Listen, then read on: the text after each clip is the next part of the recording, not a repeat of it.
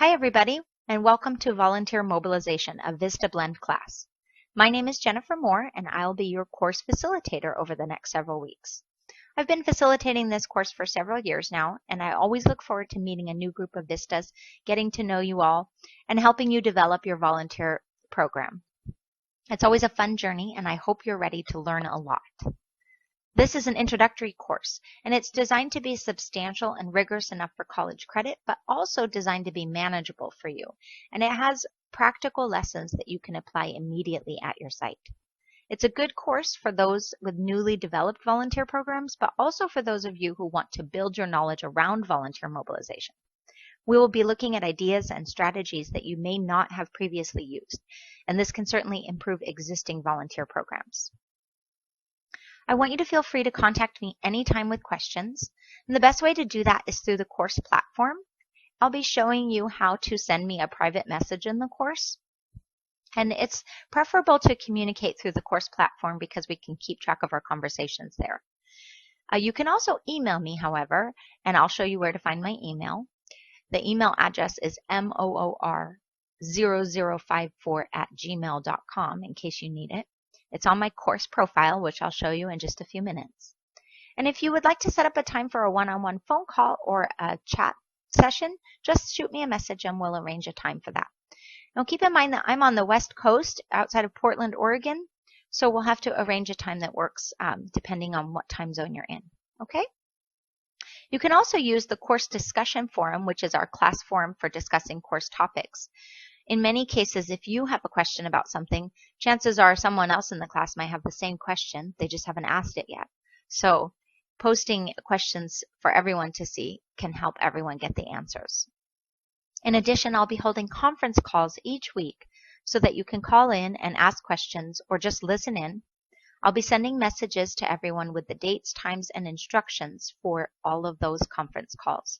And I will also post a recording of each conference call, so if you miss it, you can still listen in and get the information.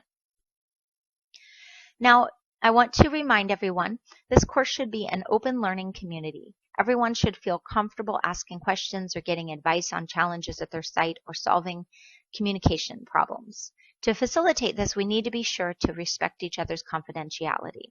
So always be careful if you discuss the course with anyone outside of our class, for example, your supervisor.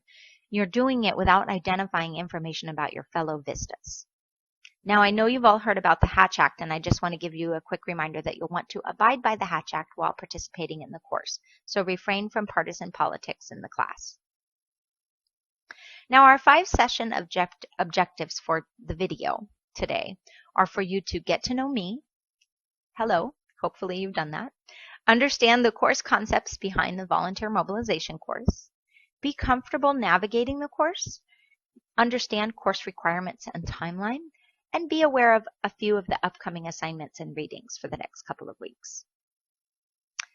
Next, we're going to spend some time reviewing the course and our syllabus, after which we'll spend some time discussing key concepts related to the course. And finally, we'll look at the first assignment and preview the upcoming module.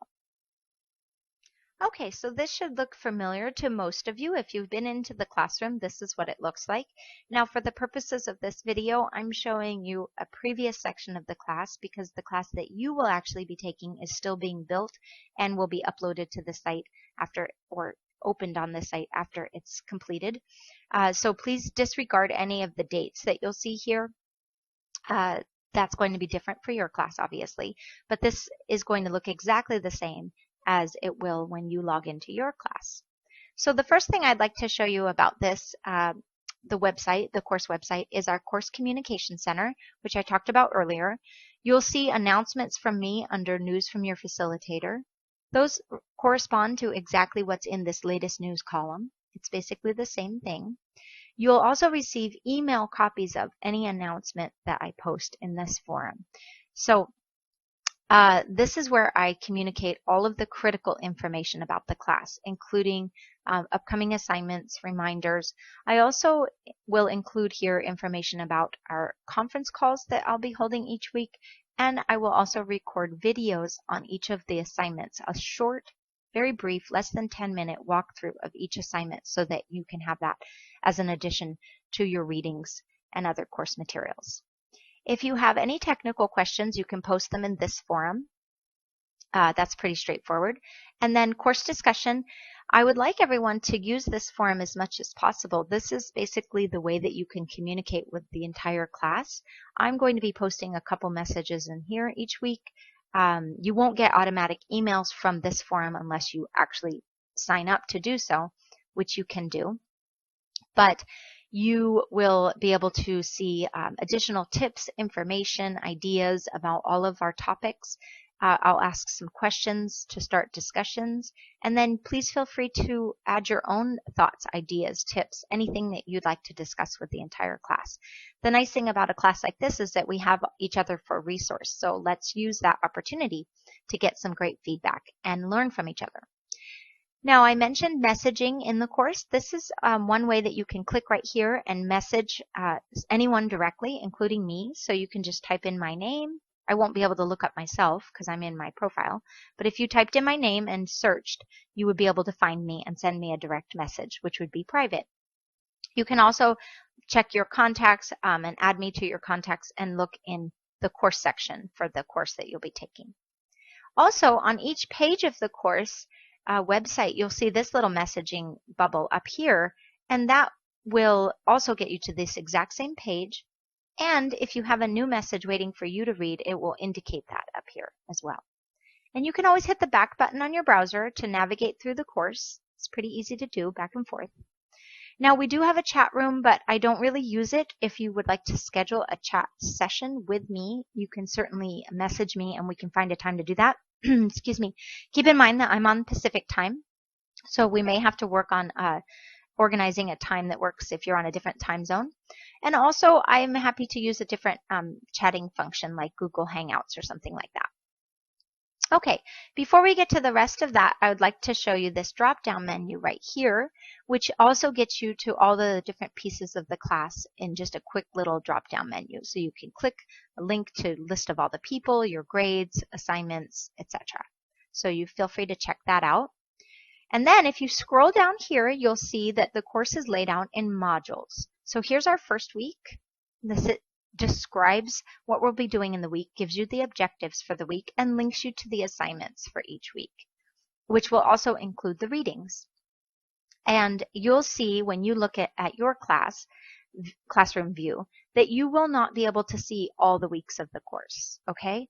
So one of the reasons that is because we don't want people to work too far ahead in the class. We want you to stay on track so everybody sort of works together, and that is because the assignments build off of each other. So it's important not to go too far ahead so that you can receive feedback from me before you proceed on to the next module. The modules will open the Friday before they are set to begin. Okay, so the class is laid out with 4 modules and then an additional week 1 for our intro week, which we're in right now, and then a conclusion week at the end. So a total of 10 weeks.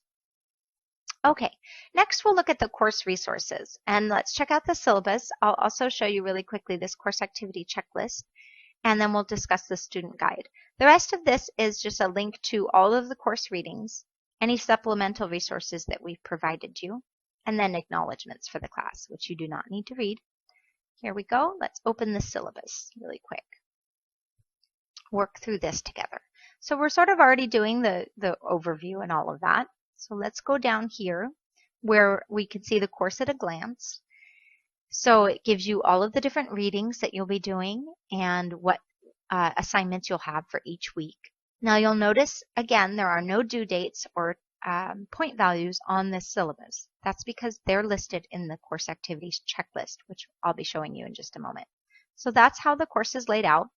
Let's look at this course completion excuse me, and grading criteria really quick. And then we'll go through some of the other elements of the. Okay, so this is a pass-fail class, and in order to pass the class, you must earn 70% or 140 points, but you also must complete at least 3 of the final module work products. So there's 4 total. So in order to pass, you have to complete at least 3. Hopefully you'll complete all 4. And then the final reflection. So what that means is that if you were to earn 140 points in the class, but you did not complete the final reflection, you would still not pass the class. Okay, but it's pretty easy to get those 140 points. There's 200 points total, and I will work with you as much as possible to help you through if you feel like you're struggling. Now, the course expectations are basically that we expect you to read all the required articles, chapters, and other materials.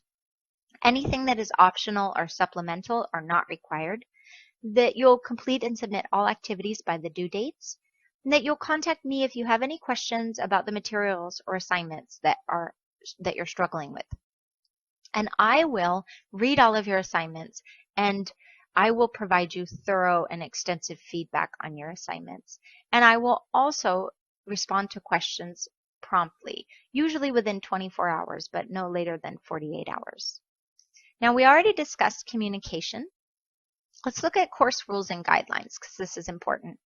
Academic honesty and integrity. So one of the most important things to keep in mind is that all the work in this class must be your own original work created just for this class. Okay? A lot of you are in programs where you already have some of these resources put in place. For example, you may already have volunteer position descriptions written. In the first module, we'll be creating one volunteer position description based on the readings in this class. If you turned in something that was already in existence at your organization, that would not be fulfilling the needs of the class. So you would not be meeting the criteria for that assignment. You have to create an original volunteer position description that is based on our readings and using the assignment worksheets that we give you. Okay, so just keep that in mind. Course conduct, again, we just want everyone to feel that they can share openly, disagree respectfully, for example, in the course discussion forum or on our conference call, and then use discretion when you're talking to anyone else outside of the class so that you don't reveal anyone's name or program or site or reveal any information that might breach their confidentiality. Now, participation is key because not everyone who got into this class not everyone who wanted to get into this class actually got in. So I want you to seriously consider whether or not this class is going to work out for you during the first 2 weeks, because during that first 2 weeks is the only time that we can add someone from the wait list if you decide to drop. So please get in touch with me as soon as you know if you feel that the class is going to be too much work with what you're already doing at your site, or if you feel that it's not going to meet the needs that you have. I'm happy to add someone from the wait list during that time, but after that 2-week period, we can't add anyone to the wait list. So basically that opportunity is gone for them. Hopefully you will all be really excited to participate in the class, and you'll have plenty of time, but just let me know as soon as possible if you feel that you cannot. Now, the assignment due dates are always due on Sundays at 11 p.m. So Sundays at 11 p.m., that's going to be the due dates for every single assignment.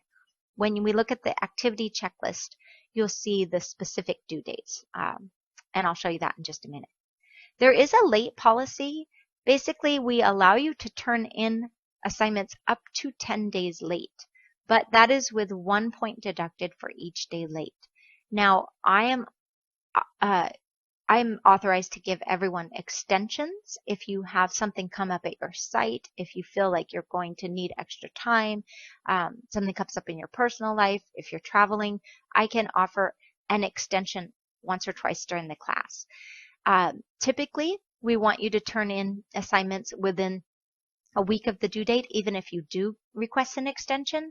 But keep that in mind that if for some reason you did need to turn in something late, just let me know. It's all about notice. If you let me know, I will work with you on turning in the assignments late. If you don't let me know, then that 1 point penalty will go into effect.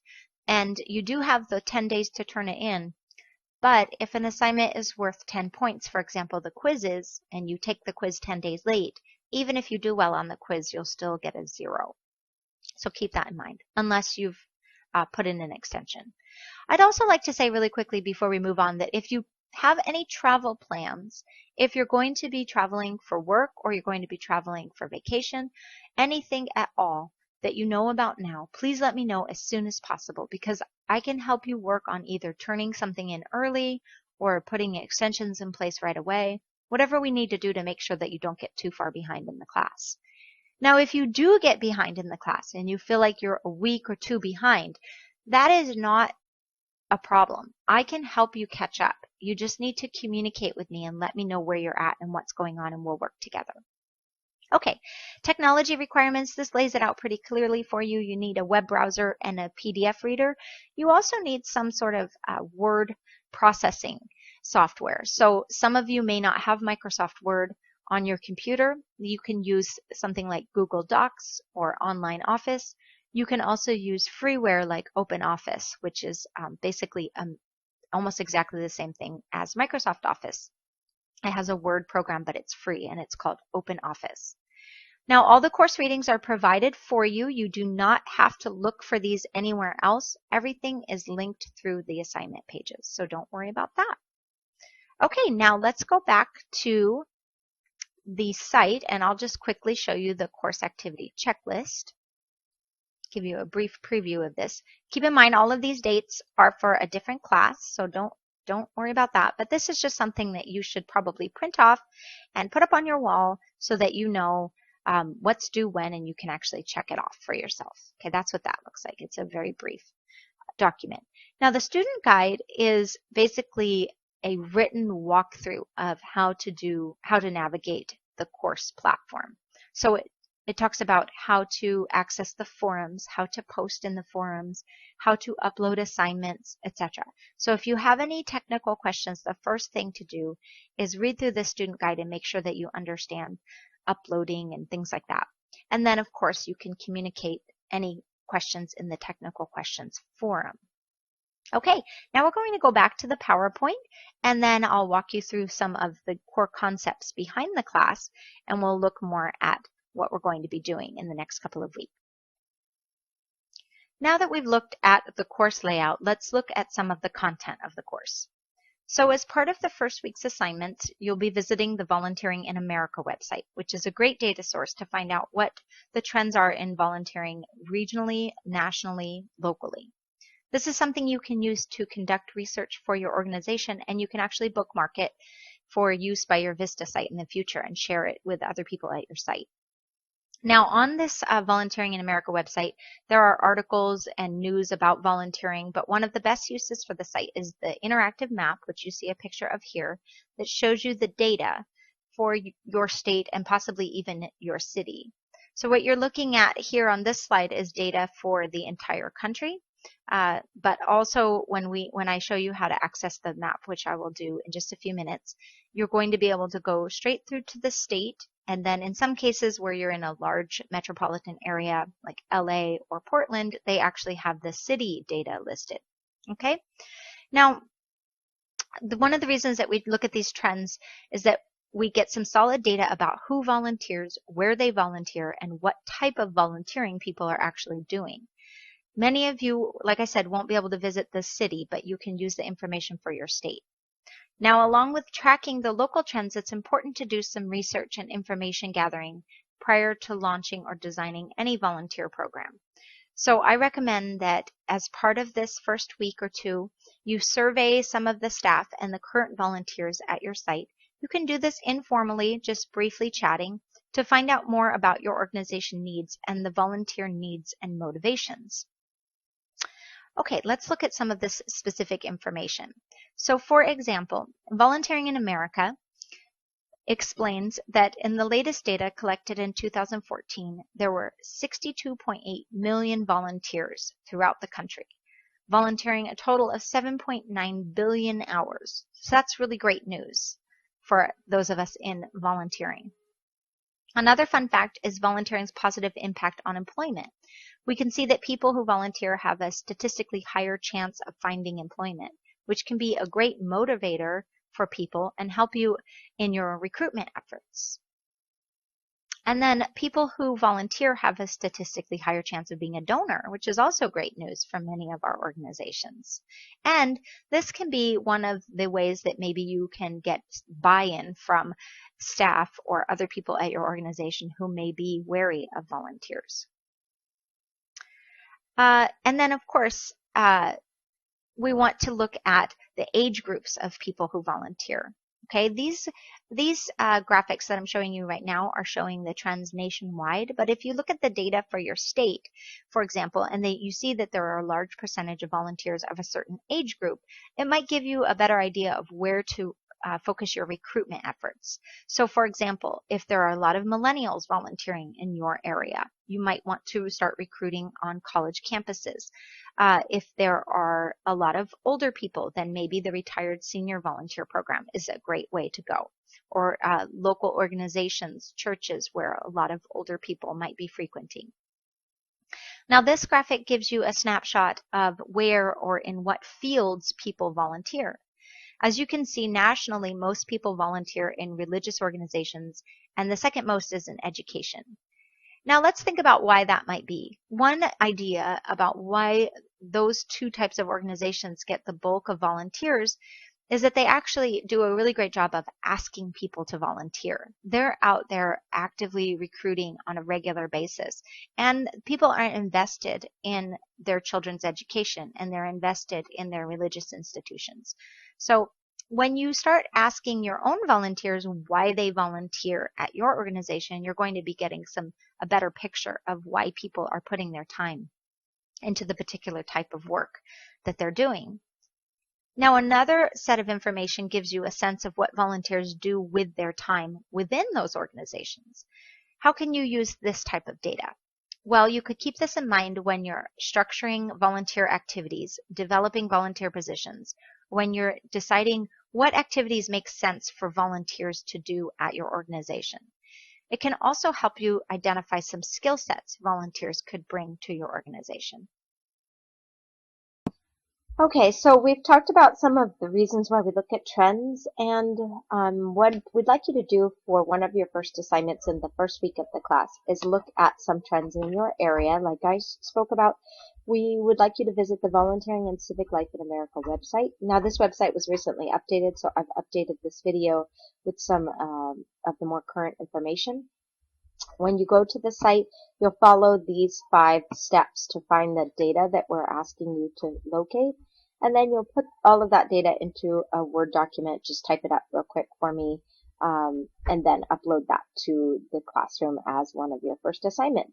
Of course, your other first assignment is to do your introduction in the introduction thread. Let's see. So I'll take you straight to the website, and then when you go to the Voluntary and Civic Service or Civic Life in America website, you'll see that there is a lot of data for states and not too much data for specific cities. So I don't want you to worry too much about going to your specific city. When we ask you for data in your community, really just we're asking you to look at your state, because that's the most specific information that we can find most of the time. Now, when you get to the website, you go to the center of the page, like I just scrolled down into where the blue map will show up. This is what the map looks like now. And you'll select your state. All the little states are over here. So, of course, I'm in Oregon. I'm going to select Oregon, and then I'll show you what it looks like and where to find the data for your particular state. It all is formatted exactly the same way. So it's really easy to get the first 2 pieces of information we're asking from you. This is just some general highlights. You can skip over some of that, although it's nice to see. It's nice to see some of that information, and especially if you do take the time to look at the nationwide statistics and compare them to your state, you can get a better feel for how your state is different than sort of the nationwide trends. And so the first piece of information we want you to collect is this volunteer activities. So there'll be a chart just like this for your state on the on the main page for your state. And you can see here that the #1 volunteer activity in Oregon is general labor. And the second most popular volunteer activity is fundraising or selling things to raise money. And the third is collecting, preparing, distributing, or serving food. So that helps me understand some of the trends in my state. Now, I know, having lived here for many years in the Portland metro area and worked in a lot of nonprofit sectors, that tutoring and teaching and mentoring youth are also really big and in the Portland area. So I can understand that about my own city from personal observation and from my own research. And that's something that you could include too if you wanted to inform me of that in your document that you put together about trends. But all I really need you to do is list, say, the top 2 or 3 trends that you see in this chart for your state. Okay? I don't need you to go into too much detail about it. It's all up to you how much detail you'd like to give. And then the other piece of information I'd like you to look at for the purposes of the class assignment is this main organization chart. This is the main types of organizations that people are volunteering for. So in Oregon, we see education or youth service organizations taking the top spot. So that means, of course, public schools get a ton of volunteers, and then any other type of youth organization would be lumped into that. Religious organizations are number 2 in the state of Oregon. Makes perfect sense. Religious organizations and educational organizations tend to have strong volunteer base, and nationwide, those are the 2 most common places that people volunteer. Part of the reason for that is those places actually ask a lot for volunteers. And then social and community service organizations are really big in Oregon as well. Okay, so then from here, the last piece of information that I need to gather, that we're asking you to gather, is going to be under View More Oregon Data, or View More Data for whatever state you're in. And what I'm trying to find out is the ages of people. This is a really critical piece of information because when you know what age groups are more likely to volunteer their time in your area, in your state, it can help you figure out where to place your ads for volunteers, how to target people. It might help you rethink your entire volunteer recruitment strategy. Okay, so this can look very confusing at first. This is the entire set of data for the state that they collected. But all I want to do is come over here to this menu on the right-hand side of the screen and click volunteering by age group rates. And then it clarifies. It has only a few pieces of data. So it has each age group. Oops, I just zoomed in my screen. Hold on one sec. Reset. Okay, so it has each age group that they collect data for listed here. Now if I scroll over, just like this, then I can see that this is the metrics or the data. So this is actually just the percentages. If I want to sort it so I can see who's the top volunteering group, I can click this little bar, 3 bars, and click sort ascending. Then I've got it sorted.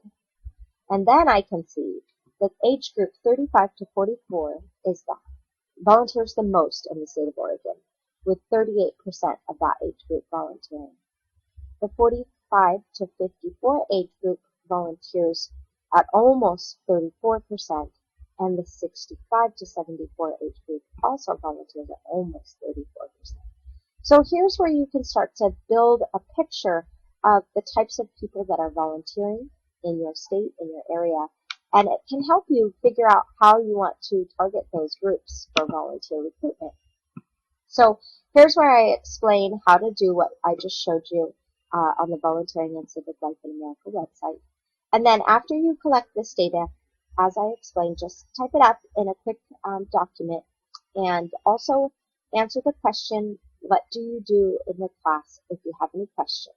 That's the last question for the assignment that we have for this webinar or this video.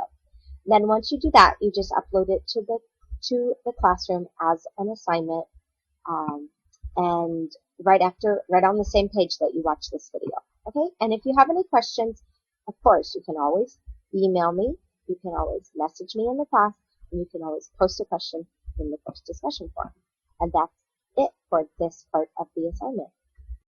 So now that we've looked at some of the volunteer trends and we've looked at some of the aspects of the class, we want to start looking at volunteer motivations. Why do you think people volunteer? Think about that for just a minute. All of the different reasons a person could have for volunteering. So typically we can group all of the different reasons that people have for volunteering into 2 broad categories. One is altruism and the other is self-interest. People generally will volunteer for a combination of these motivations. They're not mutually exclusive. So a lot of people are interested in helping others, giving back, They have a sense of civic duty, a sense of obligation. They want to have an impact. And then, of course, some people volunteer for work experience, to gain new skills, to have fun, to network professionally, perhaps, to make new friends, or maybe to associate with their current friends, to feel needed, etc. So we want to consider the reasons that people volunteer specifically at your organization. Excuse me. And part of the way to do this is just ask your volunteers what some of their motivations are. This will start to give you a really good picture of what types of people volunteer at your organization and why. And the why speaks to the motivations. Okay? So we want to know this because we want to be able to specifically target our volunteer recruitment so that we can tap in to volunteer motivations. And then you'll have a better chance of recruiting and keeping the right volunteers for your organization. All of these motivations and trends should be at the back of your mind whenever you're working on volunteer-related activities at your site. In addition, you're going to want to start thinking about volunteer needs. Now, there's a list of needs that our textbook authors have identified, and this has been corroborated by a lot of experts in the field. Some of the needs that volunteers have are a sense of ownership. In other words, they need to have an idea that something is within their control, that they're actually responsible for something. They need authority to think, so they need to have some measure of decision-making power, even if it's just the ability to decide how to approach the project or the responsibilities that they are undertaking. They need responsibility for results. So they want to be results focused. You want to actually tell them what outcome you expect to have happen as a result of their work. If they know what the outcome is, then they know their objective and their goals. And then keeping score is just a way of measuring for that outcome. It's confusing to some people because of the way that it's termed, keeping score. We're not actually talking about keeping score in a traditional sense. I'm talking about developing some sort of measurement tools that will tell the volunteer and the organization whether the volunteer is actually making progress toward accomplishing the objectives and the outcomes that you've set for them. And then clear expectations. So this is important because you never want to make a volunteer position seem different than it really is. You don't want to make it seem easier or more difficult, and you want to make sure it's very clear what they're going to be getting themselves into. You also want to use volunteers strategically. It could be frustrating to a volunteer who has a very specific, maybe, skill set to be used in a way that doesn't make use of that skill set. So, for example, if someone has a specialty, a professional specialty, you might consider using them in that capacity rather than having them do something that takes less skill. Try to get to know your volunteers' skills and use them strategically. Okay, how are we going to use all this information? So throughout the class, we'll be spending the first week of each module looking at all of these needs and motivations, looking at all of the outcomes, the evaluation tools, all of the planning and development that we need to develop the final tools that we can use at our site. And those final tools are these systems. So you're actually going to walk away from this class with a completed volunteer position description, which again can be used. You can transfer the skills that you learn in developing a volunteer position description to any volunteer position description. And you're going to be developing in the second module a volunteer recruitment message and a volunteer recruitment plan. In fact, you'll be developing 2 volunteer recruitment messages. In the third module, you'll be developing a volunteer interview and a screening protocol. And in the fourth module, you'll develop a volunteer orientation outline and training plan together. So you'll have all of these documents in place by the time the class is completed. Of course, many of you may already have some of these documents in place at your organization, but the ones that you'll create for the class should be more thorough and specific based on the course readings. Okay, so the first module will include a worksheet where you'll strategize for a position description. Now, I want you to keep in mind that in this worksheet, you're going to be doing a lot of brainstorming and hopefully some research, talking to people at your organization, staff, and volunteers about what are the needs for volunteers at your organization. What are the potential outcomes for a particular position? you can decide from here which position you would like to use for the final product, which is to create a position description. We are only creating one position description for the class, and it is the position that the entire rest of the class documents will be based off of.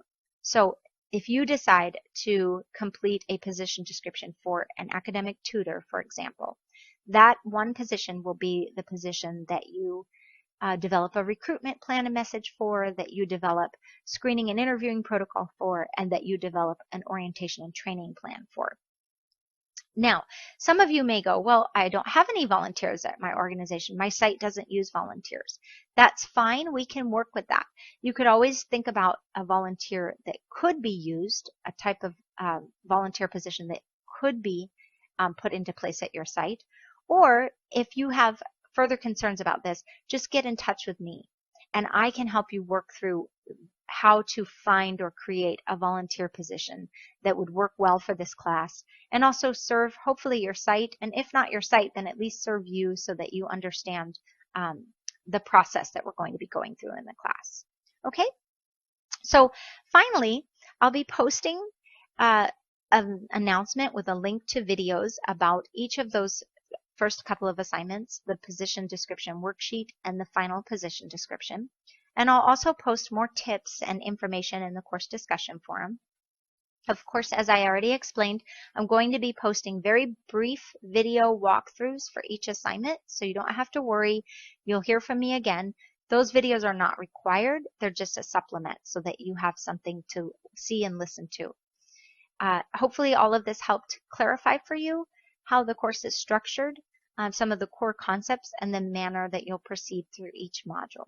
Make sure that you visit the Volunteering in America website to gather the information that you need on the trends in your area and submit the answers to the 4 questions for this assignment to me by Sunday at 11 p.m. And don't hesitate to contact me if you have any questions at all. I want the course to be pleasant, informative, and useful for you. I don't want you to feel stressed out about having to do any of the work, so just be sure to stay in contact with me and I'll help you get through the course without too much stress. Make sure that you try to tune into the conference calls or listen to the recordings. Send me messages, read through, and even post in the forums, and let me know if I can do anything at all for you throughout the course. Thanks a lot, and I'll talk with you soon.